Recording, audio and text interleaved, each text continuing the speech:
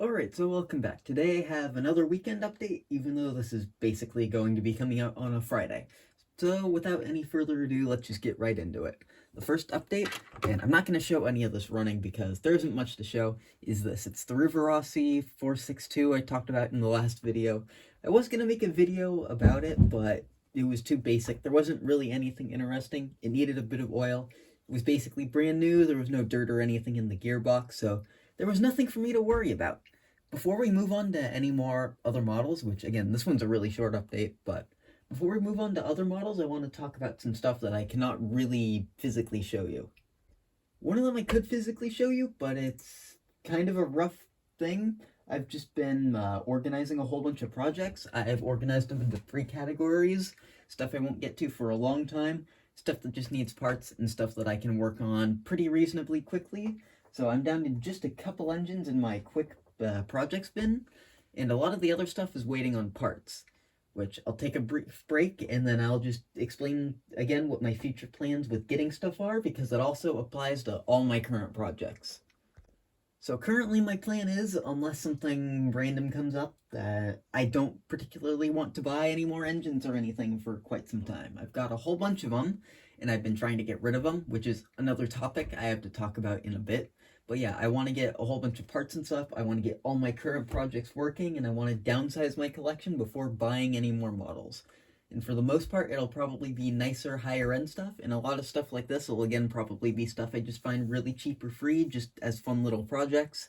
And eventually, just if I need a video, I might pick something up for fun and cheap. So yeah, it won't be a lot of new stuff from now on, but I should hopefully be getting more stuff tackled and completed, which I really want to do, because there's a lot of stuff that needs paint, and I need paint thinner for. A lot of stuff needs traction tires, I need some new drill bits, parts and bits like that. I just want to get stocked up on everything so I can start upgrading equipment, and hopefully getting all my stuff up to the standards that I'd like. I have also been getting rid of a lot of engines because I have way too many, so yeah, I decided at this point I have enough, so I've just been shrinking my collection quite a bit. This will probably end up going soon. I also have the, the Mantua 462 from the same lot basically as this thing. It's basically at this point a 4-part thing. I threw this in one of the last updates, but yeah. The club I go to had a donation and they wanted to get rid of all of it, so some of it got thrown out, some of it I rescued beforehand. So yeah, I saved most of it, and that's where a lot of these projects have been coming from. So yeah, I've just been shrinking stuff, getting rid of stuff, and all that, because yeah, I've got too much stuff coming in, need to get some of it out, and clear out my space so I can have new stuff coming in. So basically, if there's anything you're curious about, if I've kept or not, which these videos don't get all that many views, so if you are interested, let me know, because not many people will. So if you're interested, again, in what's happened to any of it, just comment below. I'll probably just reply with a comment telling you what's happened. So now with all of that out of the way, I'll get on to some actual physical projects. So the first little update is this little trolley, which I have not actually done very much to. I threw some oil in it. I was going to make a video about it again, but I've been making a whole bunch of restoration videos, and there wasn't anything particularly interesting about this thing. I'm not entirely sure if I'm going to keep it in the long run, just because there's no real prototype, but it'll probably stick around until I get, a nicer trolley. Same with a whole bunch of my Tyco trolleys. I'll probably keep maybe one, and get rid of my other trolleys, including this thing. The motor isn't all that great, but it does indeed work, and it's kind of fun to use from time to time. This window is out of it currently, but I have the part laying around, so there's not much more to this thing. Probably won't keep it forever, but it's not going to be in another video anytime soon. The next thing I have to talk about is actually this, the VO1000. It's been sitting just sidelined for quite some time because it needed some oil, and I was too lazy to do that. I gave it some fresh oil the other day, and it'll probably be in a running trains video soon, hopefully. But yeah, I've got a whole bunch of those. I've got more than I want to do, but yeah, it'll be sometime in the future, hopefully. And just of note, this is the thing that I like. I've decided that with running trains videos, for the most part, unless it's something new with sound or a video like that, I'll probably just have music in the background from now on, because personally, when watching the videos myself, which is kind of what I do the running train stuff and auto races and stuff like that for, it's just so I can watch it. That's what I prefer, so that's what I'm going to be doing for now on.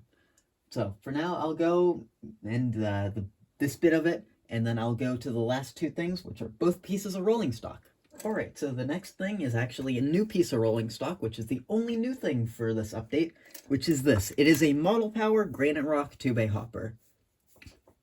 So specifically, I got this as a gift from a friend, and I kind of wanted one of these Model Power ones because I have a nicer Walthers one, which I have in a video a while ago, in the very unlikely chance you haven't seen that, because that's so far done particularly well.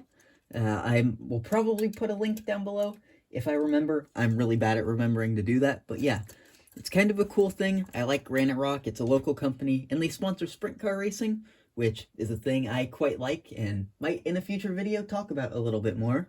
And yeah, it's just a really cool car. I like the company, and I'm thinking after this video, which I will probably film right after this, I want to do a comparison with the Model Power one and the current Walthers one, because I believe these are the only two companies that have ever made these Granite Rock cars, just to see how ridiculously different they are, and I think it'll be a fun comparison, so stay tuned for that. And lastly, I have an actual project update for once this update, which is actually this Western Pacific caboose. I've been thinking a lot about it, and I've decided where I'm going with the thing, but first I'll talk about it cosmetically. So the real-life caboose, which I have a picture of, if I remember, I will put it in the video right about here. So if it's here, it's here. If not, oh well.